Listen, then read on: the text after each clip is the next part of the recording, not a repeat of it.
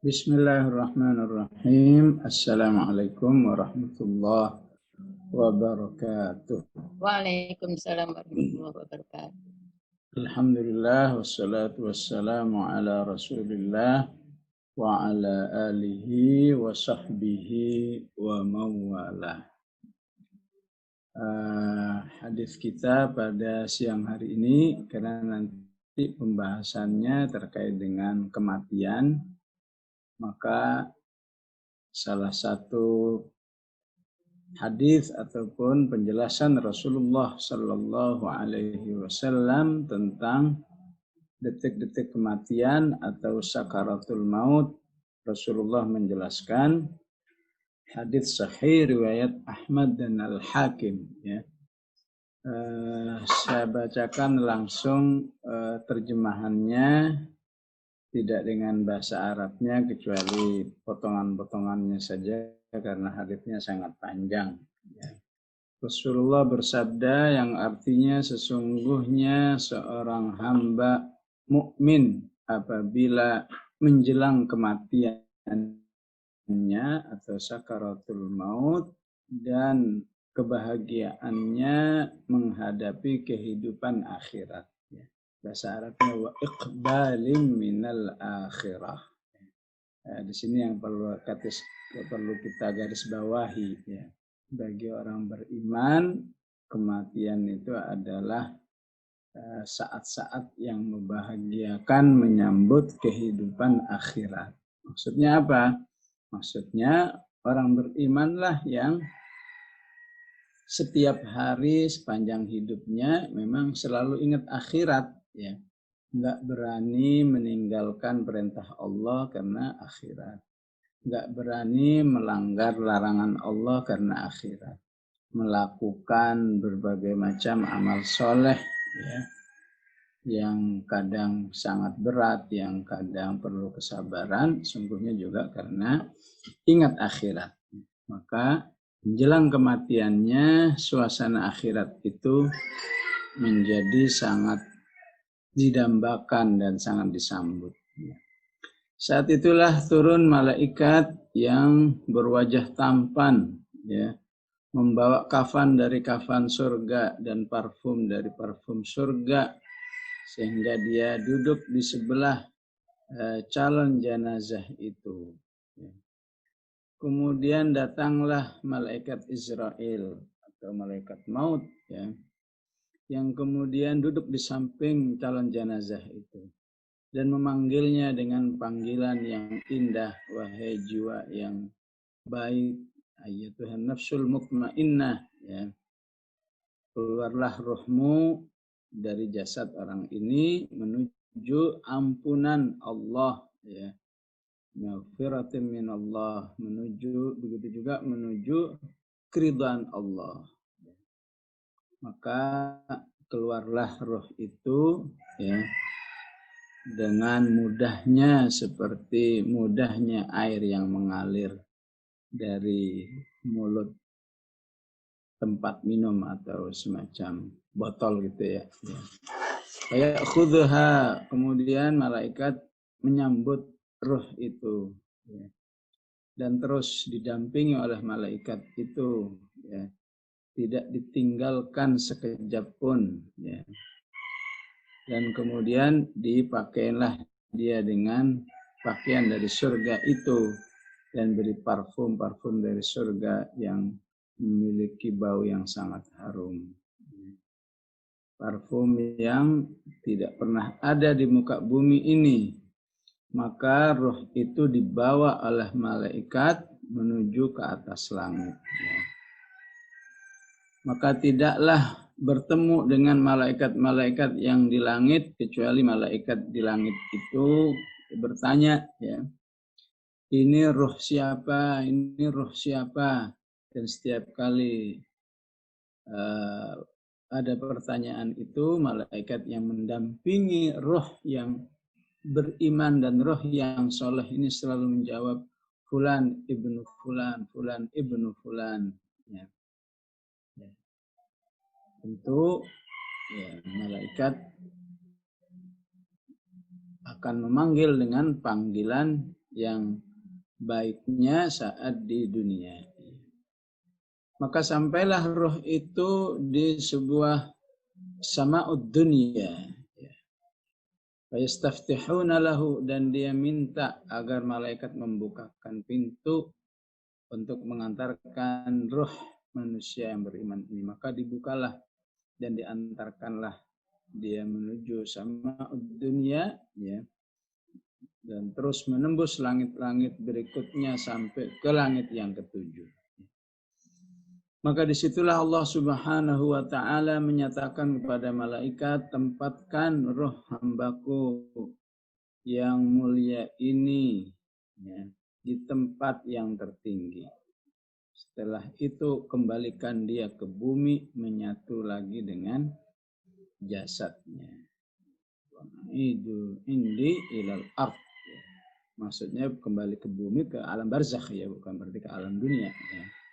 Ke alam barzakh, ya. Fa inni minha khalaqtuhum, ya.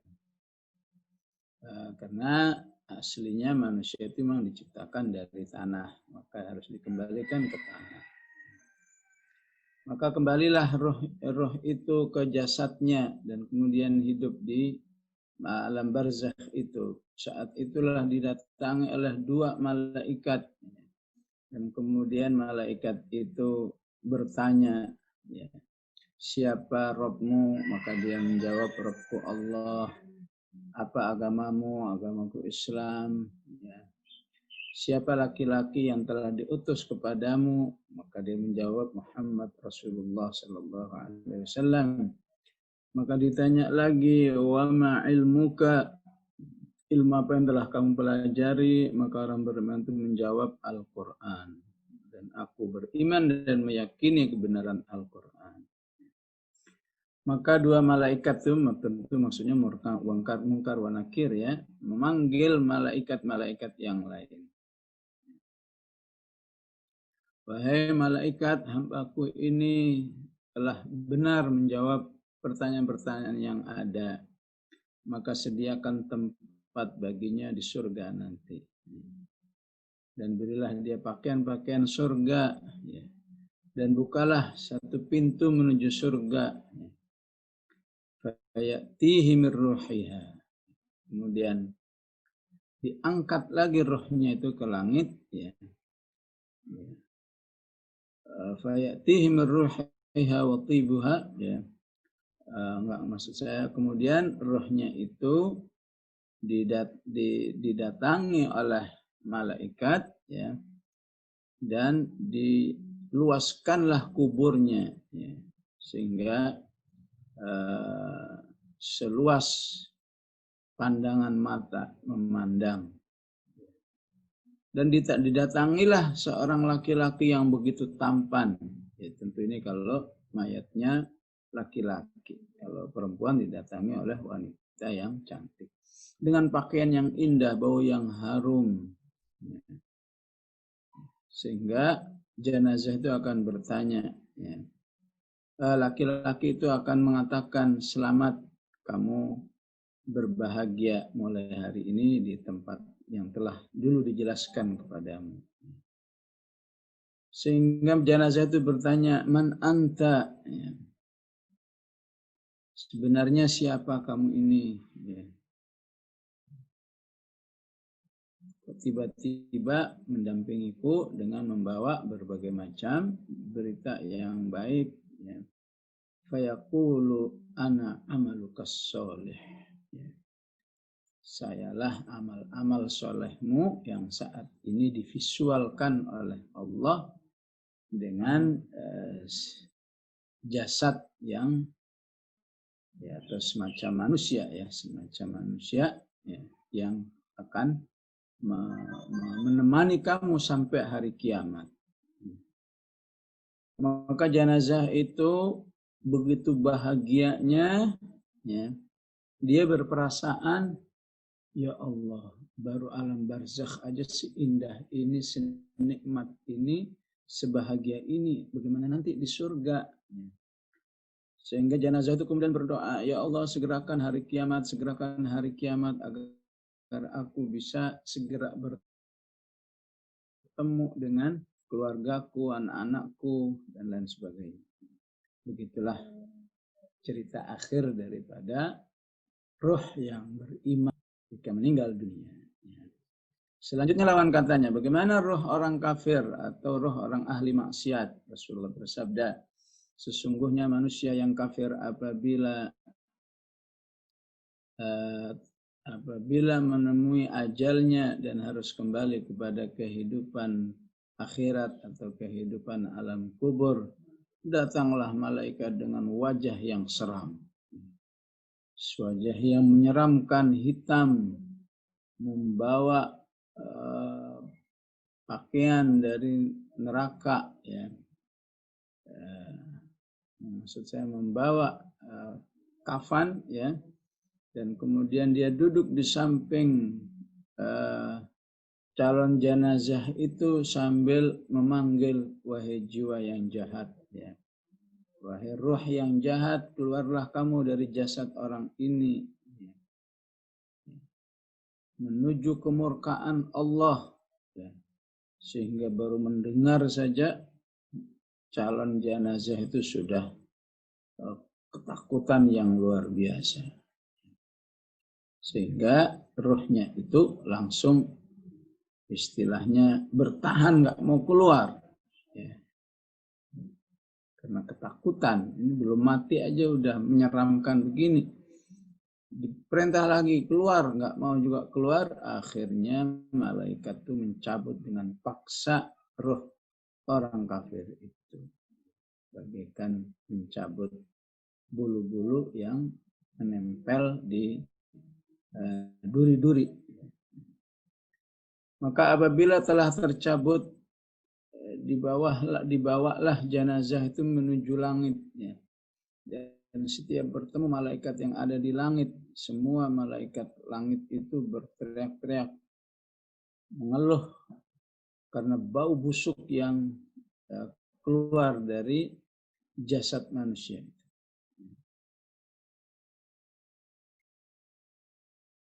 Maka dia bertanya, ini rohnya siapa? Ini rohnya siapa? Ya. Maka malaikat itu menjawab, ini rohnya fulan, fulan. Yang menyebut namanya. Fayastaftihu lahu, maka sampai di langit dunia minta dibukakan pintu. Jika tahu bahwa ini jasad rohnya orang kafir, malaikat pun tidak mau membukakan pintu. Maka itulah yang dimaksud dengan innalladzina kadzdzabu biayatina wastakbaru anha la tufattahu lahum abwabus sama, disebut dalam surat Al-A'raf. Sebenarnya orang yang kafir ketika rohnya dibawa ke langit, maka malaikat pun tidak mau membukakan pintu. Akhirnya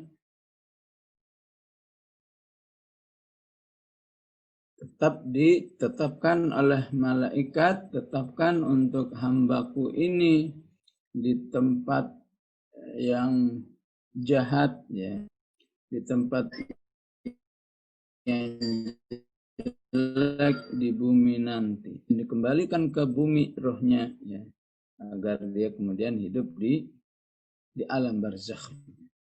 Didatangilah dua malaikat, maksudnya Munkar wa Nakir. Ditanya, siapa Tuhanmu? Nggak bisa jawab. Siapa agamamu? Nggak berani jawab. Karena ada ketakutan duluan, ya. Ya, kamu apa yang dulu kamu pelajari? Nggak tahu. Semuanya nggak tahu.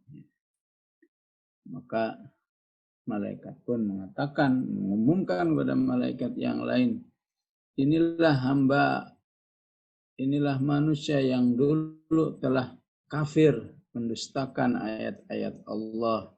Siapkan suatu tempat di neraka, ya. Bukalah pintu neraka untuk dirinya, ya. Maka sejak itu disampaikan oleh malaikat Munkar wa Nakir itu, kemudian hawa daripada neraka itu sampai juga akhirnya ke alam kubur. Fayatihi min harriha wa sumumiha, ya. Jadi udah kepanasan duluan, Dan kemudian alam kubur itu menyempit untuk dirinya, semakin menyempit sehingga jasadnya terjepit oleh tanah yang ada sehingga hancurlah tulang-tulangnya. Maka datanglah sekedar siksaan ya, artinya tidak kemudian hancur seterusnya ya. Datanglah laki-laki dengan wajah yang jelek, bau yang sangat busuk ya, sambil mengatakan ya, selamat kamu ya, menempuh hidup yang penuh siksaan di sini ya.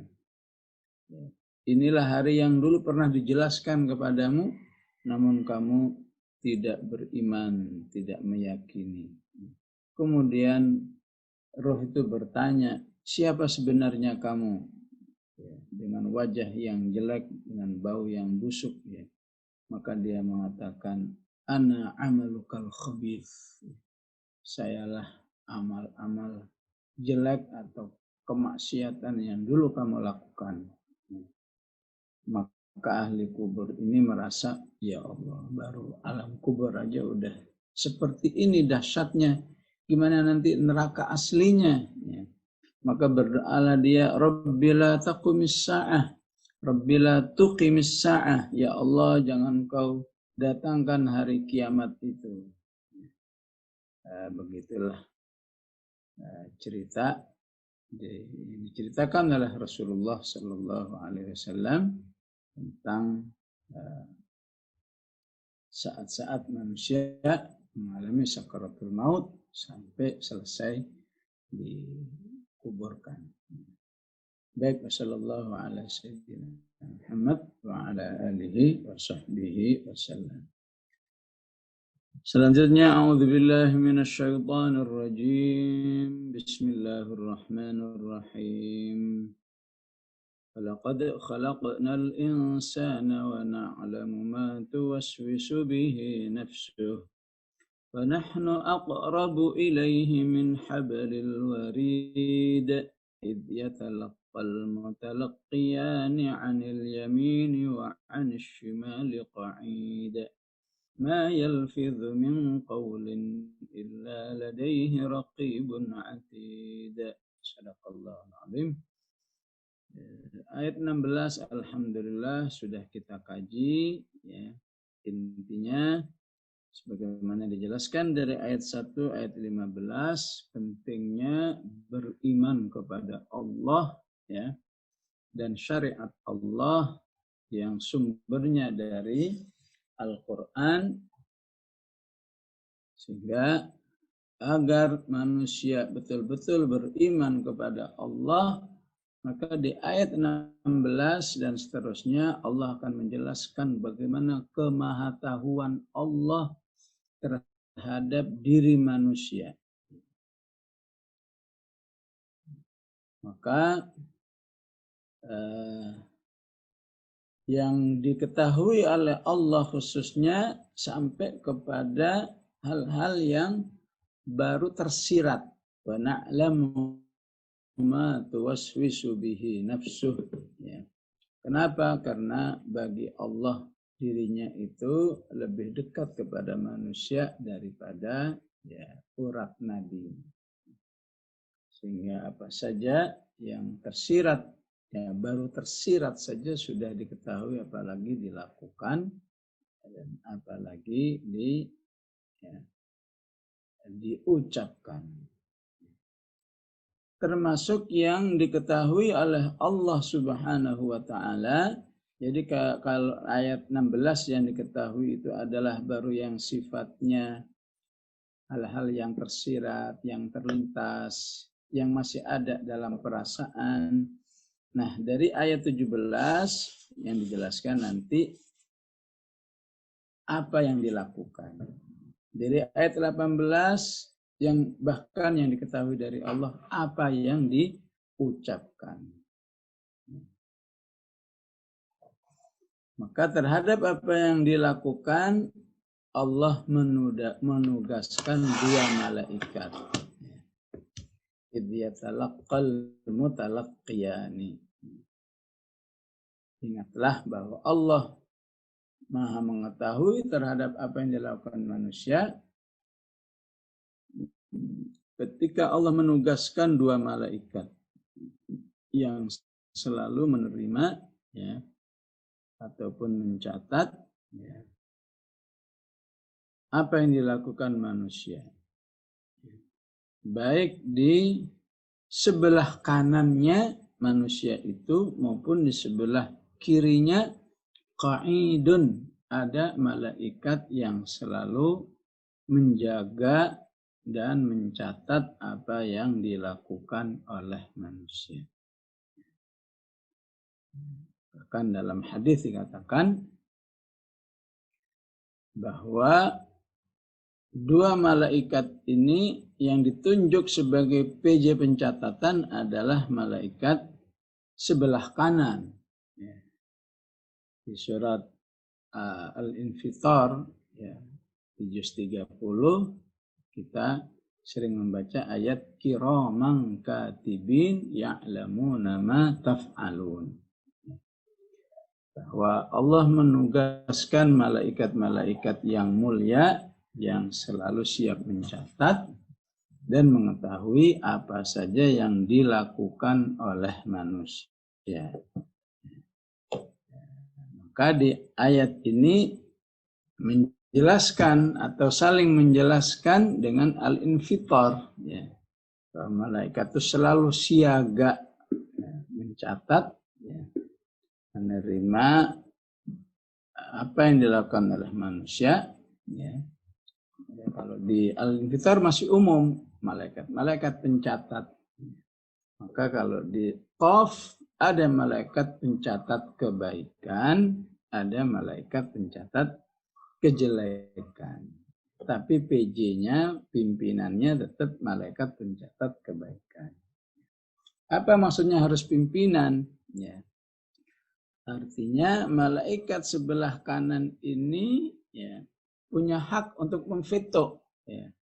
Memveto malaikat sebelah kiri pencatat kejelekan.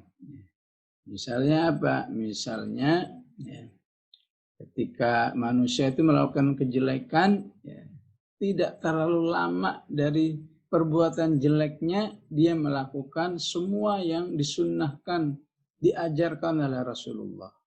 Misalnya Rasulullah mengatakan, siapa yang telah berbuat salah, kemudian dia sholat 2 rakaat, kemudian beristighfar, ya, maka Allah ampun.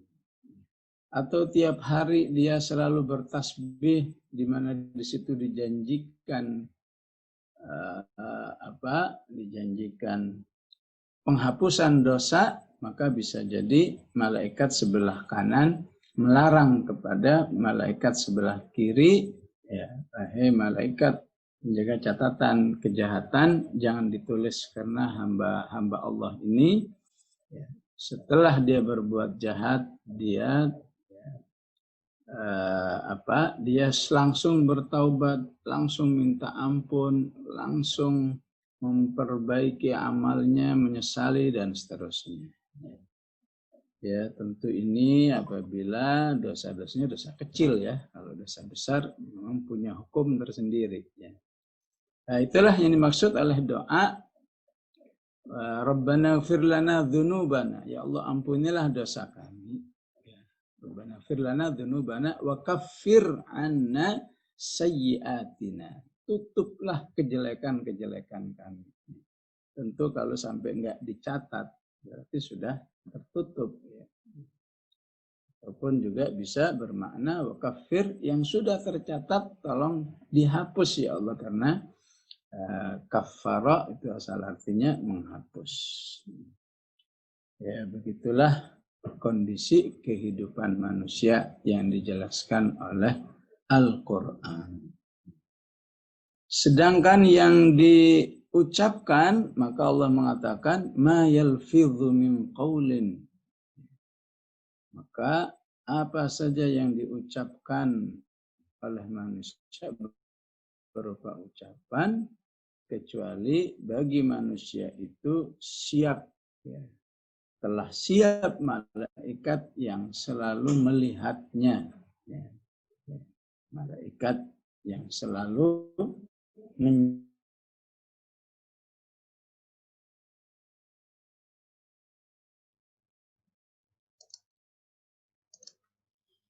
baik. Jadi kembali dalam ayat ini Allah katakan, tidaklah manusia itu mengucapkan sesuatu ya kecuali akan dicatat oleh malaikat yang selalu membersamainya dan melihatnya ya.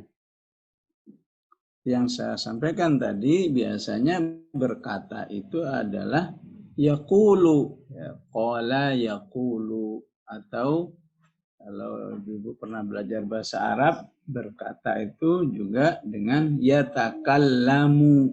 Ya. Tapi mengapa di sini mengatakan Allah menggunakan kata yalfidhu? Ya. Nah, ini kembali kepada aslinya. Ya. Jadi yalfidhu dengan terjemahan mengucapkan sesuatu itu bukan makna aslinya. Itu terjemahan maksudnya. Ya. Jadi kalau terjemahan aslinya yalfidhu itu artinya melepeh. Ya. Ya. Yalfidhu itu melepeh. Dulu misalnya dikasih permen misalnya nggak suka, kemudian dilepeh. Ya. Ya. Atau mengeluarkan dari mulutnya. Ya. Gunakan berkata dengan kata yalfidhu. Ya. Ini merupakan pendekatan makna atau istilahnya apa visualisasi ya. Jadi seakan-akan apa saja yang terucap dari manusia itu jelek atau apalagi baik itu bagaikan suatu benda yang tidak akan hilang ya. Padahal aslinya apa yang kita ucapkan ya menguap gitu aja kan ya. Tapi ketika Allah menggunakan kata yalfidhu, maka itu bagaikan suatu benda padat ya, yang akan disimpan oleh Allah Subhanahu wa Ta'ala. Sehingga sudah seharusnya kata yalfidhu min qaulin ini ya, memotivasi orang beriman untuk tidak mengeluarkan sesuatu dari mulutnya kecuali yang baik. Karena apa yang keluar dari mulut ini ya, tidak ada yang menguap gitu saja, yang hilang begitu saja, tapi akan diabadikan oleh Allah Subhanahu wa Ta'ala dan dicatat serapih-rapihnya, karena dari ucapan-ucapan manusia itulah nantinya balasan-balasan dalam bentuk pahala-pahala diberikan, ataupun balasan-balasan yang sifatnya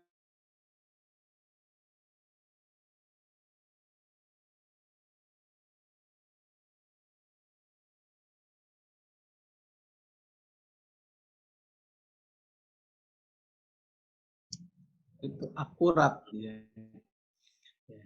Jadi menjadi kurang apa tervisualkan sesuai aslinya ya kalau saja ungkapannya dengan kata yaqulu atau yatakallamu. Jadi dengan yalfidhu itu supaya kita termotivasi ya. Satu kata satu ucapan subhanallahi wa bihamdih langsung diabadikan oleh Allah Subhanahu wa Ta'ala. Sehingga dari sinilah Rasulullah menyatakan, janganlah kamu berharap kematian. Ya, ya. Apa enggak sayang kalau doamu dikabulkan oleh Allah sampai kamu mati? Padahal kamu ya, kalau masih hidup itu punya peluang yang sangat spesial ya.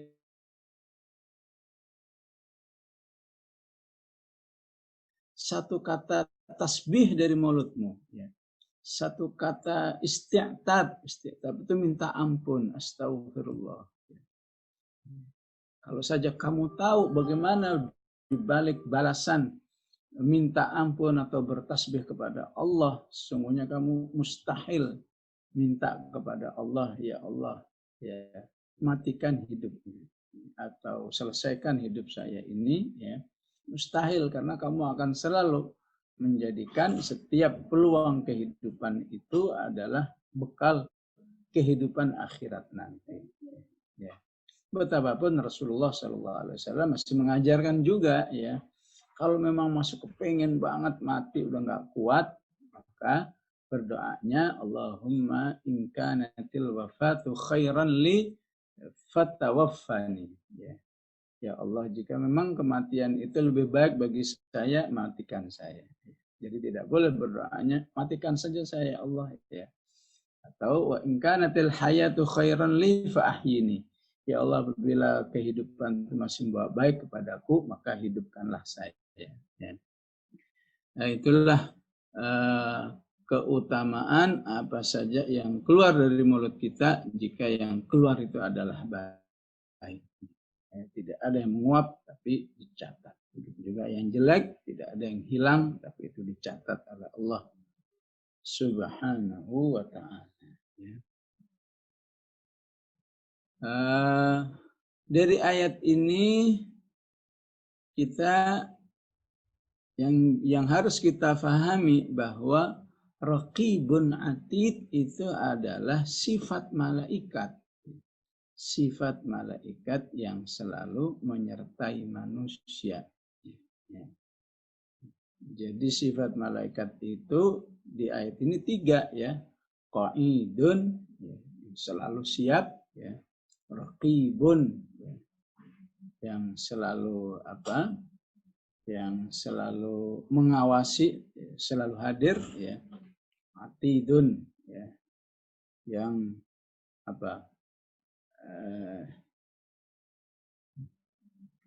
yang selalu melihat apa yang dilakukan oleh manusia. Sebentar, saya agak ragu untuk kata atidun.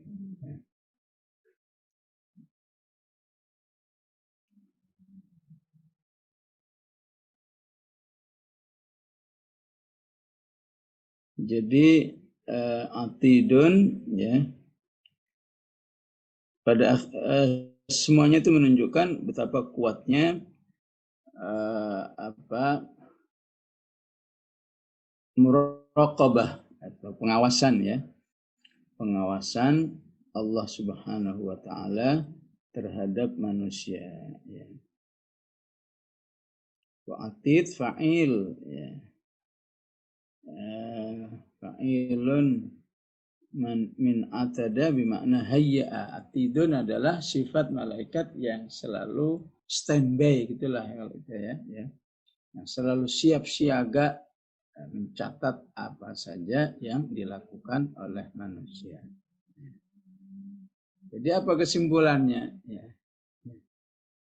Jadi itu bukan nama malaikat. Jadi itu sifat malaikat.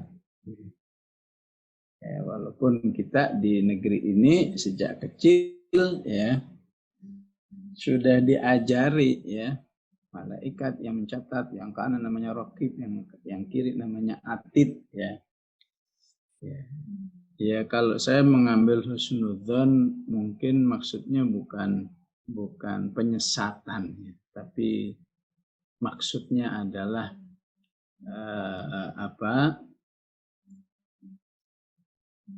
mengambil istilah aslinya untuk menghindari kesalahan. Ya udahlah, burung apa yang menghancurkan Abrahah? Burung ababil. Kalau mau diartikan burung apa misalnya, burung darak misalnya, burung merpati, takut salah, ya. Sehingga sebut aja burung ababil. Padahal ababil itu juga sifat burung, ya. Sifat burung dengan jumlah banyak ratusan ribu, ya, dikirim oleh Allah untuk menghancurkan Abrahah, itulah ababil.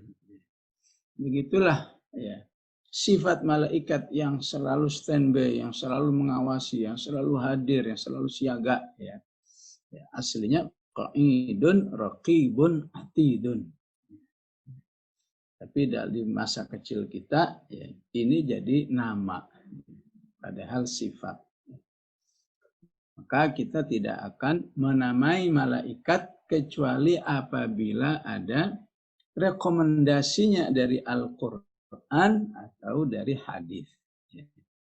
Maka jika tidak ada namanya, maka kita tidak menerimanya itu sebagai rekomendasi malaikat.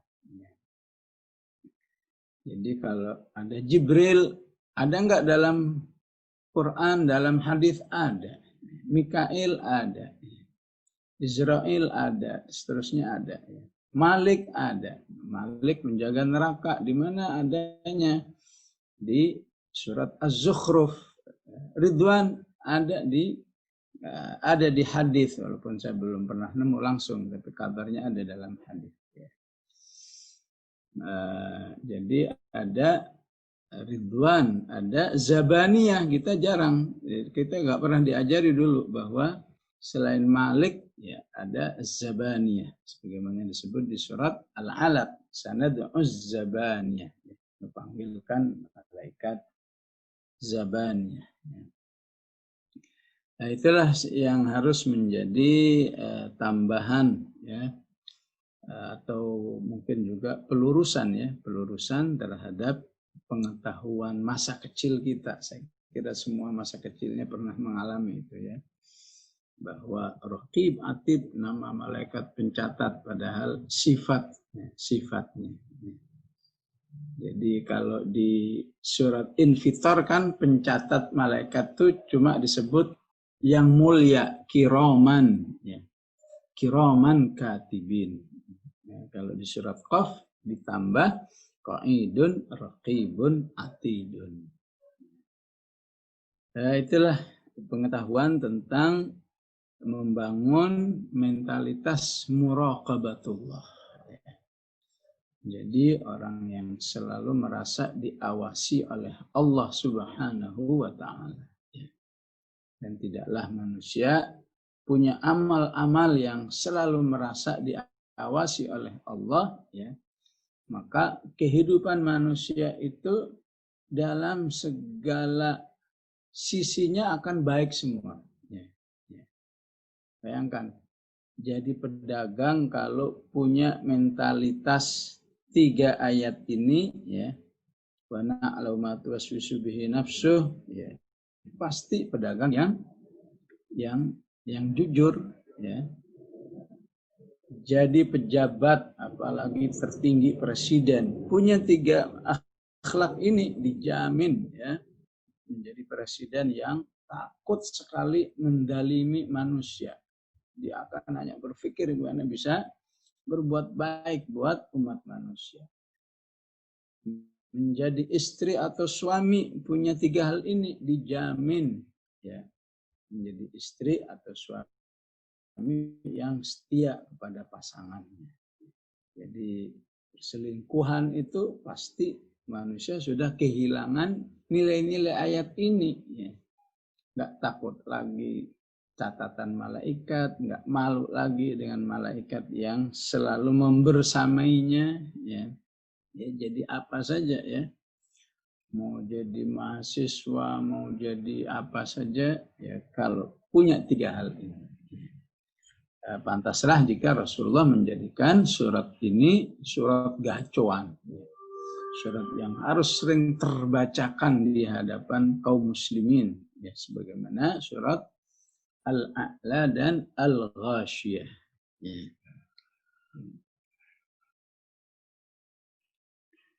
Maka sampai di ayat 18 ini topiknya berubah. Apa hubungannya? Topiknya tentang kematian ya. Apa hubungannya ya? Bahwa kualitas kematianmu ya, itu sangat tergantung oleh kualitas muraqabahmu. Muraqabah adalah keimanan yang ya, keimanan bahwa dirinya selalu ada pengawasnya. Ya, tentu semua mengatakan berat sekali ya, gimana, kita kan manusia, pasti ada kekurangan, ada kesalahannya, betul ya. Tapi kalau kamu masih berusaha, ya, paling tidak ketika ayat ini katakan terlaksana hanya 90%, insya Allah kematiannya sudah membahagiakan, atau turun ya 85, 80, 75, 70 ya. Mungkin kita mengakuilah kelas-kelas diri kita nggak mungkin ayat ini terlaksana 100%. Tapi jangan juga sampai di bawah 50%. Ya, memang kita lemah, memang kita nggak, ya sebutlah kalau mau nggak potongan menjadi orang yang betul-betul seperti ini. Ya. Karena siapa yang punya seperti ini, punya mentalitas 3 ayat ini, maka dirinya itu dicatat oleh Allah Subhanahu wa Ta'ala sebagai pribadi yang selalu dalam kebaikan. Karena itu mentalitas ini ditempatkan dalam hadis itu sebagai mentalitas yang spesial. Kenapa spesial? Karena orang yang punya mentalitas ini menjadi orang yang doanya mudah dikabulkan oleh Allah Subhanahu wa Ta'ala. Saya lupa apakah di majelis ini, seingat saya di majelis ini ya. 3 orang yang terjebak dalam goa, kemudian 3 orang ini berdoa ya. Akhirnya dengan segera dikabulkan doanya oleh Allah dan terlepas, bisa keluar dari goa itu. Salah satunya adalah karena ya, orang yang kedua itu ya, punya amal yang luar biasa. Ya. Takutnya kepada Allah karena diingatkan oleh perempuan yang tadinya akan dizinainya itu agar takut kepada Allah. Ya. Ya, akhirnya dia tidak jadi berzina hanya karena diingatkan takutlah kamu kepada Allah, dan dia segera membatalkan, mengurungkan niatnya, dan itu dicatat oleh Allah sebagai amal yang spesial. Ya. Jadi amal spesial itu bukan hanya pada qiyamul lail, baca Quran, sedekah, ya. Tapi ya, meninggalkan amal-amal atau maksiat yang besar itu juga merupakan amal soleh. Ya. Ya. Baik meninggalkan yang sudah menjadi kebiasaan atau meninggalkan yang nyaris terjerumus tapi ingat kepada Allah, langsung menghentikan niat jeleknya. Ya. Itu disebut di surat An-Nisa ya, in tajtanibu kaba'ira ma tunhauna nukaffir ankum sayyi'atikum wa nudkhilkum mudkhalan karima. Jika hidupmu terbiasa menjauhi dosa-dosa besar, maka itu ya akan menghapus dosa-dosamu dan memasukkan kamu ke surga Allah sebagai tempat yang mulia. Ya. Maka ayat selanjutnya waja'at sakratul mauti bil haqq. Ya. Maka datanglah ya saat sakratul maut, saat ruh itu sudah sampai tenggorokan. Ya. Kalau istilah surat Al-Waqi'ah, idza balaghatil hulqum. Ya. Jadi sakratul maut itu istilahnya bisa sakratul maut, bisa idza balaghatil hulqum, kalau sudah sampai tenggorokan. Ya.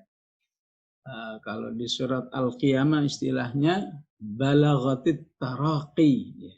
Saat nyawa itu sudah sampai di ujung leher, ya, taraqi, ini namanya taraqi. Ya.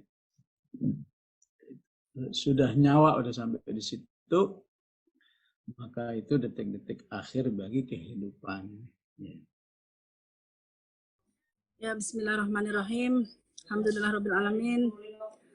Mungkin saya mewakili tim pengurus An-Najwa. Ingin menyampaikan bahwa An-Najwa ini selain memiliki program Mantik ini, yakni Mantik ini adalah Majelis An-Najwa tadabur Quran secara intensif, maksudnya rutin ya. Kemudian selain itu ada program yang namanya Hatana. Hatana itu halakoh An-Najwa halakoh tahfiz An-Najwa. Halakoh Tahsin. An-Najwa. Nah, dalam Hatana ini ada 3 kelompok kelas yang mungkin bisa diikuti atau mungkin diinformasikan kepada yang lain. Yang pertama, kelas untuk, aku kok nggak bisa buka ininya sih, videonya sih. Nggak usah, kelas untuk tahfiz. Kemudian yang kedua untuk tahsin. Jadi benar-benar kita mengharap dengan program ini bahkan sampai Iqra pun, kelas Iqra pun juga ada.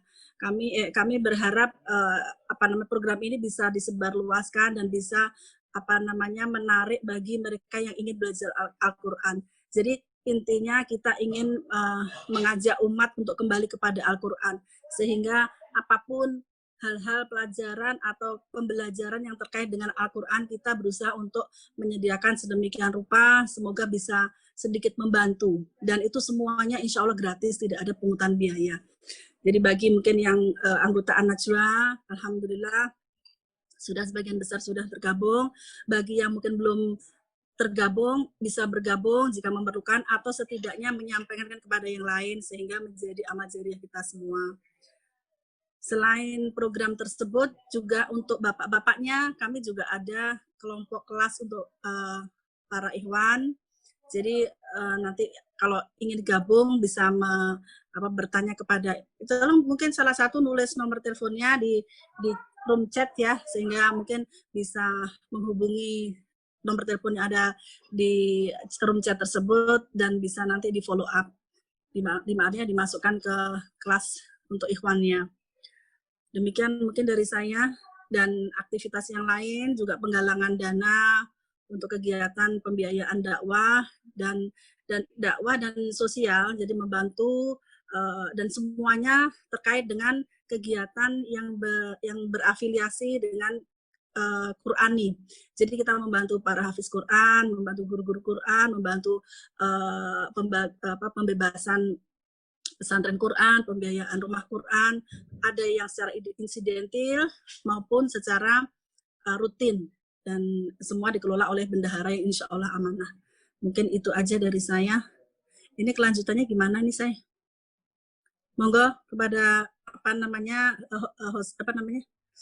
MC-nya diambil kebijaksanaan, atau mungkin masih belum ada update dari Bunda. Oh gitu. Tapi sudah ada komunikasi. Ada pemberitahuan. Ya, kami sudah menanyakan. Iya.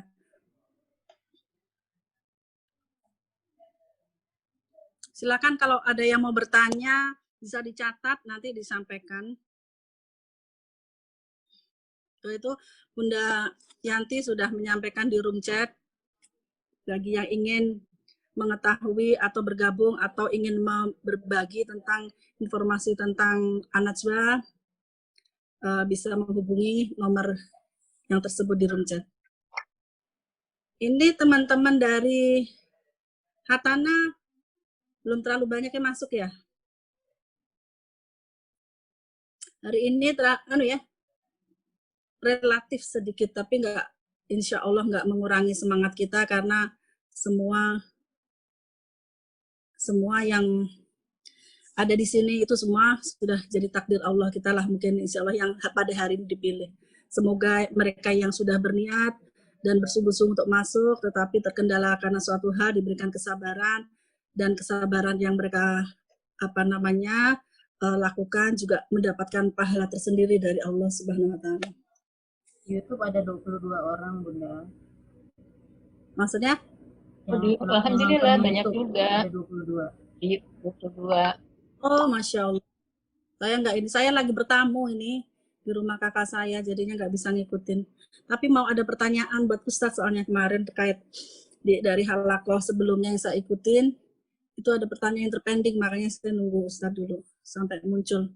Mungkin sedikit aja sharing sebelum bertanya biar ada prolognya. Kemarin itu Ustadz sudah masuk.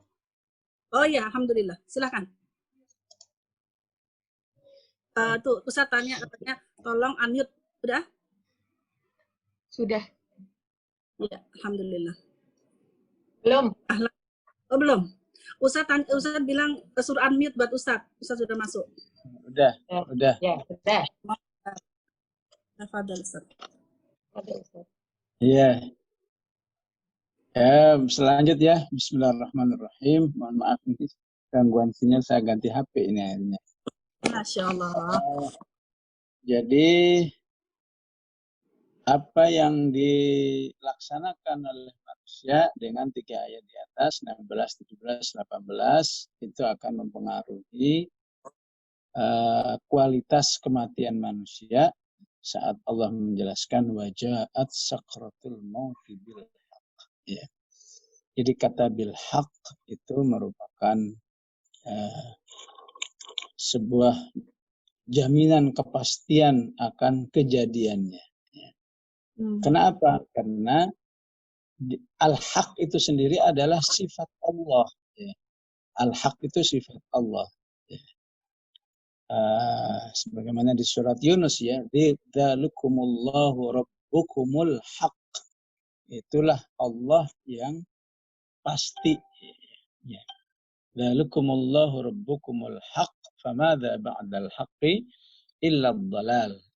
Jadi sebagaimana satu yang benar itu adalah sebuah kepastian, maka Allah pun juga mensifati dirinya adalah kepastian. Ya. Maka waja'at sakaratul mauti bil haq itu secara tafsir bisa berbunyi waja'at waja'al haqqu, ya, ya. Dan datanglah janji Allah Subhanahu wa taala itu ya, dengan pasti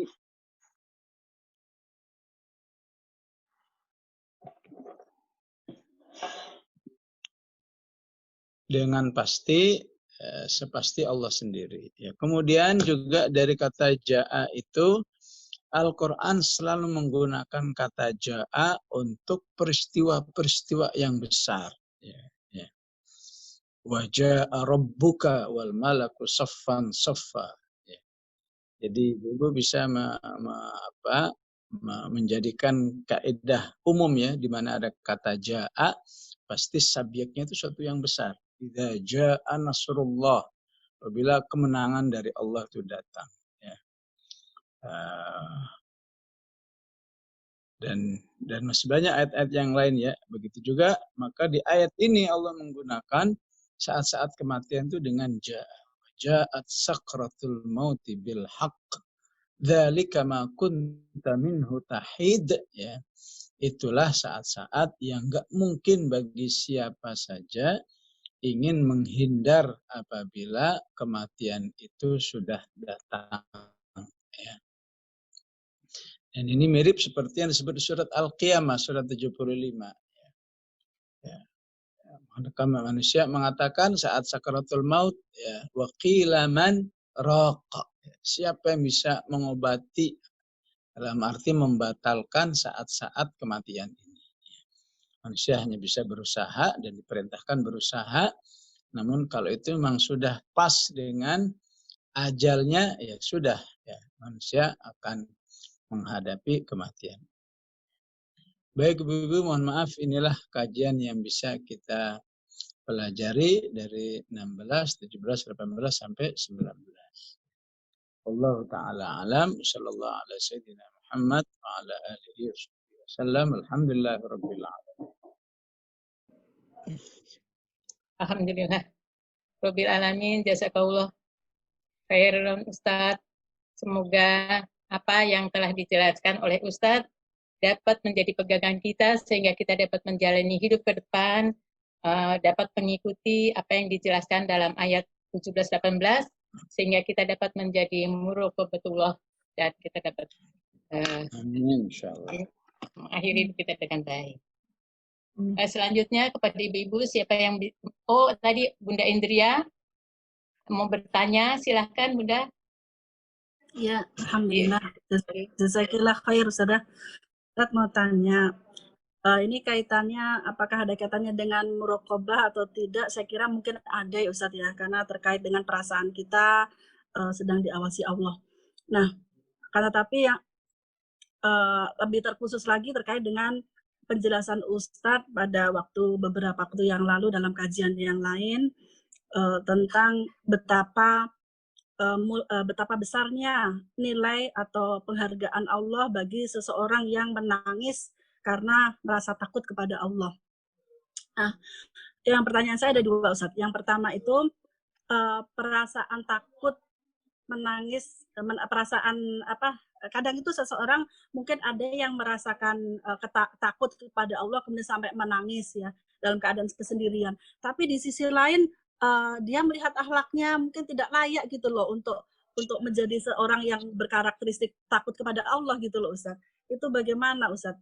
Yang pertama. Yang kedua, apakah ketika menangis tapi dalam konteks bukan karena takut kepada Allah tapi karena apa ya? Karena rasa syukur atau rasa bahagia mengingat karunia Allah yang begitu besar kepadanya sehingga sedangkan amalnya atau mungkin akhlaknya atau keadaannya itu sangat jauh dari seorang yang ibadur rahim gitu Ustaz. Mungkin itu dari saya Ustaz. Syukran jazakumullah khair. Iya. Jadi memang yang diungkapkan dalam hadis tentang 7 orang yang dinaungi oleh Allah ya, memang tidak spesial disebut dengan kata takut, tapi pokoknya ingat kepada Allah. Hadisnya mengatakan warajulun dzakarallaha khaliyan. Orang yang ingat kepada Allah ya dalam kesendiriannya dan mengalirlah air matanya. Fafadat ainahu. Kata mengingat kepada Allah itu bentuknya bisa karena takut ya. Bisa karena malu ya. Nikmatnya sudah banyak tapi amalnya masih sedikit ya. Nikmatnya sudah banyak tapi syukurnya masih sedikit ya. Sehingga dia sedih terhadap dirinya, maka menetes air matanya, maka itu juga termasuk ya menangis karena ingat kepada Allah Subhanahu wa taala. Ya. Tentu kesalihan diri manusia memang bertingkat-tingkat ya. Ya. Mungkin ada yang 10, ada yang 9, ada yang 8 ya, dan seterusnya ya. Jadi kalau kita melihat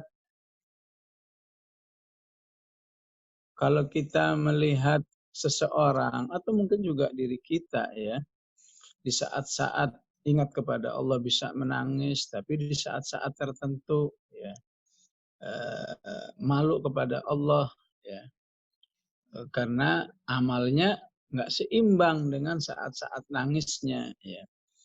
Ya tentu memang ini sebuah kesalahan ya. Tapi kita juga harus imbangi dengan roja ya.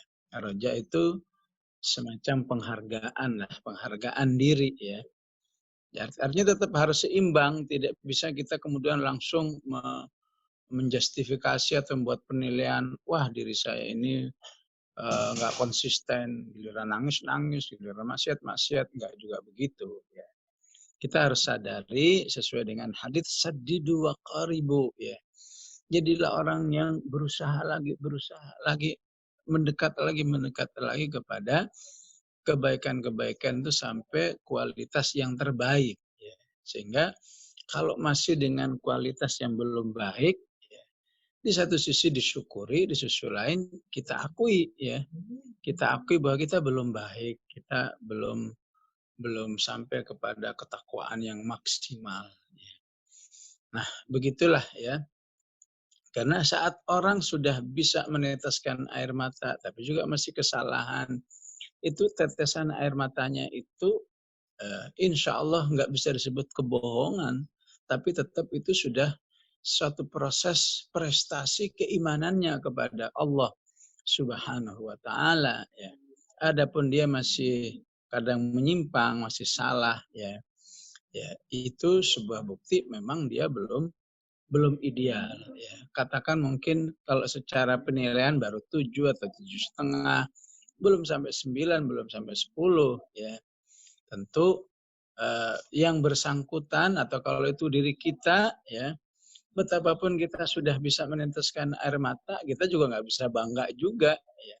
Kita hanya bisa mengatakan, ini sesungguhnya tes air mata adalah karunia dari Allah. Bukan sayanya yang hebat, bukan sayanya yang udah alim banget, bukan sayanya yang ini enggak. Ini semata-mata karena pertolongan Allah. Saya yakin ini belum ada apa-apanya. Apalagi ketika dia masih menyadari, ya, masih ada kesalahan-kesalahan, sehingga kesalahan-kesalahan itu tetap harus menghasilkan sebuah komitmen baru dan terbaharui. Saya ingin lebih baik lagi, berusaha lagi, sehingga suatu saat, ya, bisa menjadi orang yang katakan kebaikannya itu menjadi sangat dominan, ya. Seperti yang diungkapkan oleh para tabi'in, misalnya katakan kata Urwah, ya. Kata Urwah bin Zubair ketika dia mengatakan setelah dia kena kanker kakinya, kemudian dipotong, diamputasi, ya. Kemudian kakinya diangkat sambil berhamdalah, alhamdulillah. Engkau kaki sudah bersamaku 40 tahun, tapi sekalipun belum pernah kamu saya ajak untuk bermaksiat kepada Allah. Ya. Maka sampai bertemu nanti di surga Allah Subhanahu wa Ta'ala, dan kemudian kakinya dikubur. Ya. Ya. Ataupun tabi'i yang lain yang ketika dia mengingatkan kaum muslimin, ya, pentingnya sholat Idul Fitri atau Idul Adha di lapangan terbuka, ya. Yang namanya lapangan terbuka, tapi pasti terjadi pertemuan laki perempuan, ya. Ya. Tapi seorang tabi itu mengatakan, alhamdulillah, ya, sekian puluh tahun belum pernah mata saya ini digunakan untuk bermaksiat kepada Allah Subhanahu wa Ta'ala. Ya. Nah, contoh-contoh seperti itulah yang harus bisa kita upayakan lagi. Istilahnya apa tadi? Sadidu wa qaribu. Ya. Ya, apa kalau istilah kita sadidu wa qaribu itu, kalau sudah tahu jatuh ya bangun lagi. Ya. Bangun jatuh lagi ya bangun lagi. Insya Allah nanti akan bangun terus. Ya. Jadi boleh saja kita menganggap diri ini munafik seperti, ya, seperti perkataan Hamzalah ketika dia menilai dirinya, dia katakan, ya Rasulullah, saya ini kalau lagi ngaji bersamamu kayaknya saya ini dekat sekali dengan surga, takut sekali dengan Allah, tapi kalau sudah di rumah kok beda ya, apakah ini sudah merupakan kemunafikan? Ya. Maka kata Rasulullah kepada Hamzalah, bukan ini merupakan kemunafikan, ya. Tapi ini sesungguhnya manusiawi. Begitulah manusia, ya. Ya. Bayangkan kalau masih lagi ngaji atau bersama Rasulullah seperti yang dialami oleh Hamzalah, nggak dekat juga kepada Allah, maka alangkah jeleknya jiwanya, ya. Jadi Rasulullah masih menghargai, ya masih baguslah kamu lagi ngaji, masih terasa sangat dekat kepada Allah. Di rumah udah beda. Ya. Jadi di satu sisi dimaklumi, tapi di sisi lain, ayo usahakan lagi lebih baik lagi, insya Allah. Ya, jadi pertanyaan ini antara harus diapresiasi, antara terus harus diperbaiki. Ya. Tidak serta-merta langsung dihukumi dengan kemunafikan atau ketidakkonsistenan, tapi ya itulah baru bisanya. Allahu a'lam. Ya. Terima kasih Ustadz. Ada lagi ibu-ibu yang akan bertanya?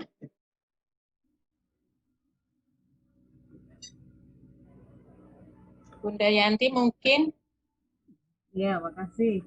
Bu Nening. Silakan. Assalamualaikum warahmatullahi wabarakatuh, Ustaz. Waalaikumsalam.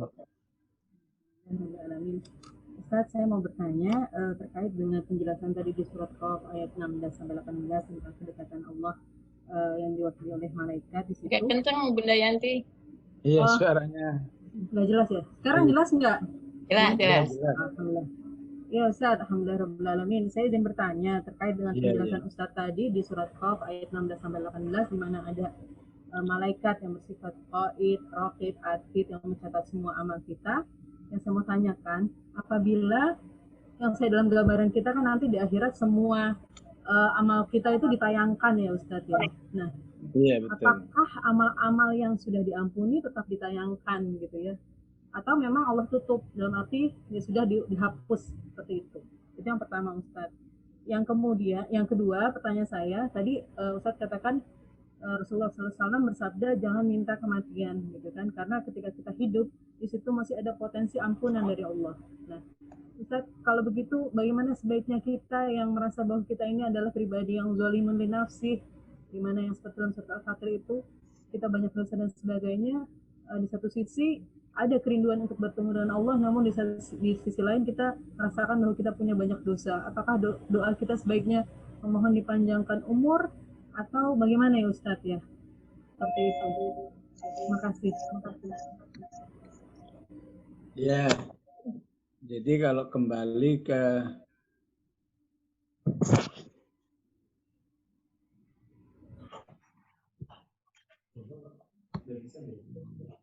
ya, alhamdulillah. Kalau kembali ke surat Al-Haqqah secara umum, ya, bahwa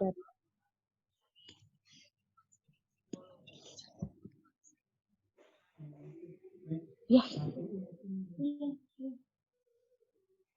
mau matiin kan tadi harus. ya.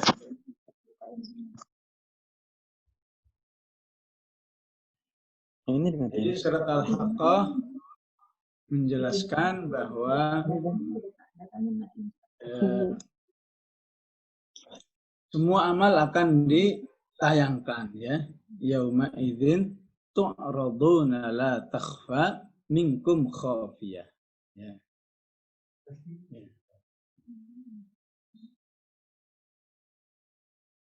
Kemudian dari yang ditayangkan itu, jadi dari yang ditayangkan itu ada pengecualian, kemudian diampuni. Ya. Penjelasannya disebut dengan haditsun najiyah. Ya. Ya. Ditayangkan, kemudian diampuni. Ya. Nah yang ketiga adalah nggak ditayangkan. Ya. Sebagaimana dalam hadis, man satara musliman satarahullahu fid dunya wal akhirah. Siapa yang di dunia sering merahasiakan aib saudaranya, maka di akhirat nanti Allah pun merahasiakan, ya, Allah pun merahasiakan aibnya. Ya, berarti kalau dirahasiakan nggak ditayangkan. Ya. Cuma masalahnya dari kemungkinan yang ketiga, kita termasuk yang mana kita kan nggak tahu. Oleh karena itu berdoa aja sebanyak mungkin, ya. Kita minta tolong, adapun akhirnya bagaimana kita serahkan kepada Allah. Ya. Kalau ibu-ibu baca ma'thurat itu pasti ada doa yang berbunyi begini. Ya. Allahumma inni asbahtu minka fi ni'matin wa afiyatin wa satrin. Ya. Wa fi satrin fa atimma ni'mataka alayya wa afiyataka sitraka fid dunya wal akhirah. Ya Allah, sebagaimana di dunia Engkau telah banyak menutupi kesalahan-kesalahan saya, maka tolonglah nanti di akhir ditutup juga. Ya, itu inti daripada doa yang menjadi zikir pagi dan petang. Ya begitulah kenyataan dalam kehidupan manusia tentang tuhibbul afwa fa'fu anni. Ya. Kata fa'fu anni itu juga bermakna agar semua kejelekan sudah dihapus, nggak ada bekasnya lagi. Sampai lupa tadi. Yang kedua apa tadi ya? Tentang doa kita bagaimana ya Ustadz ya? Iya, tentang doa sehari. Apa yang disampaikan oleh Rasulullah sudah tepat ya. Ya Allah, bila memang kehidupan itu membawa kebaikan, maka hidupkanlah saya. Maksudnya kalau saya memang masih lama umur saya, maka tolonglah ya Allah jadikan kehidupan ini selalu bawa kebaikan. Ya. Jadi yang penting doanya tidak mutlak. Ya Allah matikan saja saya, matikan saja ya Allah, nggak begitu. Ya.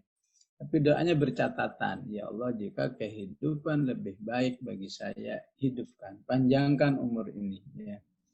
Ya Allah apabila kematian itu lebih baik, maka matikan saya segera dan seterusnya.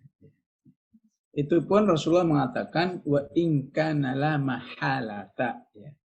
Mahalata itu maksudnya alternatif terakhir. Ya. Maksudnya kalau bisa nggak usah ngomong begitulah. Ya. Kalau bisa ngomong dengan doa yang lain. Doa yang lain mengatakan Allahumma ja'al khaira umri inda kibari sinni, kata Rasulullah. Ya. Ini doa yang menunjukkan optimis. Ya Allah, semakin tua saya, semakin jadikan amalku semakin baik. Ya. Bisa aja dengan bahasa Indonesia, tapi paling tidak ibu-ibu bisa menangkap bahwa Rasulullah juga punya doa khusus, ya doa istilahnya apa, doa jelita, ya doa menjelang 50 tahun, ya Allahumma ja'al khaira umri inda kibari sinni. Ya Allah jadikan semakin tua saya semakin baik, semakin soleh. Ya memang semakin tua kalau nggak soleh itu semakin berisiko, ya berarti ada tabungan kejelekan yang menjadi lebih besar. Tapi kalau kita minta tolong kepada Allah, insya Allah juga ditolong oleh Allah Subhanahu wa Ta'ala. Baik, Allah Ta'ala alam. Baik Ustaz. Ustaz nyambung nih Ustaz. Kalau seandainya ada kerabat kita yang sudah sepuh dan sakitnya sudah agak parah lah gitu ya. Salah nggak sih kalau mau kita berdoa mudah-mudahan diberikan yang terbaik gitu kan? Jadi setengahnya seperti itu Ustaz, doanya yang terbaik gitu. Atau insya Allah enggak. Atau orang insya itu Allah kan nggak masih salah, itu sudah benar. Nggak apa-apa. Ya. Cuma kadang-kadang nggak enak sama keluarganya. Ini kok kayaknya nggak doain meninggal gitu ya Ustaz. Kayak doain supaya dia cepetin gitu. Karena kadang-kadang jadi kan orang-orang banyak kan semoga diberikan sehat, sehat kembali gini. Padahal kondisinya udah parah benar gitu. Gimana ya Ustaz ngasih ininya ke memberikan simpatinya ke orang yang begitu keluarganya gitu. Nih, Ustaz masuk lagi nih kayaknya. Apa tuh? Tulisannya Hezbin apa? Kecil banget. Bukanlah itu tidak harus bermakna kemudian penyakitnya hilang, ya. Termasuk kalau memang nyawanya diangkat oleh Allah Subhanahu wa Ta'ala, yaitu bisa menjadi sebuah kesembuhan yang terbaik, ya. Jadi jadi ketika kita minta sembuhkanlah, itu sudah insya Allah bermakna otomatis, ya, ke semua makna yang biasa diinginkan oleh manusia, ya. Daripada kita ya katakan membantu dengan doa seperti yang didoakan oleh Rasulullah, ya Allah jika si fulana ini lebih bagusnya hidupkanlah, jika lebih mati ya tentu lebih baik langsung aja umum, ya Allah sembuhkanlah saudara saya fulana binti fulana dan seterusnya, insya Allah sembuhnya itu bisa diangkat penyakitnya, sembuhnya itu ya bisa sudah sampai kepada ajalnya. Allah a'lam. Jazakallah Ustaz. Alhamdulillah kita sudah dibersamai Ustaz selama 1,5 jam dan Ustaz, kita akhiri. Ya. Ustaz, itu di chat room ada pertanyaan dari Pak Andri kalau nggak salah. Bisa dibacakan ya? Ya. Coba dia kan nggak pakai kacamata. Saya bacakan ya, Ustaz. Ada pertanyaan dari Pak Andri. Cara menjaga lisan agar terjaga dan terhindar dari perkataan buruk orang lain. Bagaimana caranya, Ustaz? Ya. Jadi lidah yang Ya tentu secara umum untuk bisa 100% baik itu sepertinya kecil ya kemungkinannya ya, kecuali para anbiya yang sudah terjaga ya. Tapi bagi manusia biasa itu paling tidak bisa 75-90% lidah itu baik, itu sudah luar biasa ya. Kuncinya ada dua sebetulnya ya. Hati yang selalu diperbaiki ya, dan lidah yang selalu dibiasakan atau disibukkan dengan kebaikan. Ya. Karena umumnya manusia yang soleh sehingga lidahnya selalu baik, ya, itu tidak terlepas dari dua hal ini. Ya. Jadi kebiasaan berucap baik sehingga lidahnya itu seperti ada sinyal kalau dia ingin berkata yang baik. Ya. Hati yang baik, ya, maka hati itu kan ibaratnya panglima dalam seluruh anggota badan manusia. Ya. Ketika akan mengeluarkan yang jelek, hatinya langsung melarang. Jangan diucapkan itu. Maka supaya lidah terbiasa baik, itulah rahasianya mengapa semua ayat zikir dalam Al-Quran selalu mengatakan berzikirlah zikir yang banyak. Ya ayyuhalladzina amanu dzkurullaha dzikran katsira. Selalu ada dzikran katsira. Ya. Jadi kalau zikirnya banyak, otomatis lidah itu terbiasa, terkondisi, teradaptasi dalam kebaikan. Jadi kalau mau jelek, otomatis nggak bisa nerima. Ya. Ibarat orang sudah hafal ayat Quran, kalau ayatnya nggak tepat, ya, lidahnya langsung mencari, ini nggak tepat nih. Ya. Tentu kalau salah baca Al-Fatihah nggak mungkin, ya, masih mungkin itu baca qul a'udzu birabbil falaq misalnya, qul a'udzu birabbil falaq min syarri ma khalaq wa min syarri nafa. Nah, itu lidahnya sudah kok nggak enak ya. Ini pasti ada ayat yang kurang nih ya. Ibaratnya begitulah ya, dalam sehari-hari juga seperti itu. Ya. Jadi ketika teradaptasi selalu dalam kebaikan, insya Allah akan sangat terminimalkan ya penggunaannya untuk yang jelek. Kemudian kata sebagian ulama, ya, manusia itu kan seperti teko ya. Kalau teko itu isinya baik, maka yang keluar, kalau isinya air susu, yang keluar susu, air putih ya. Kalau yang dalamnya air busuk ya, maka ketika dituang oleh air busuk. Ya. Begitulah hati manusia. Ketika hati itu juga dibiasakan dalam kebaikan-kebaikan, ya, maka akan terlihat dalam ucapan-ucapan. Nah, insya Allah seperti itu, ya, agar selalu yang keluar dari mulut ini ya, selalu yang baik sehingga menjadi aset, menjadi investasi kehidupan kita nanti di akhirat. Wallahu a'lam. Alhamdulillahirrahmanirrahim. Jazakallah khairan katsira Ustaz. Semoga kita dapat mengambil hikmah dari semua yang dipaparkan hari ini sehingga kita bisa menjalani hidup kita lebih baik dan menjadi muraqabatullah. Dan untuk afdolnya mohon Ustaz mendoakan, membacakan doa untuk kami sehingga kita dapat lebih baik. Bismillahirrahmanirrahim.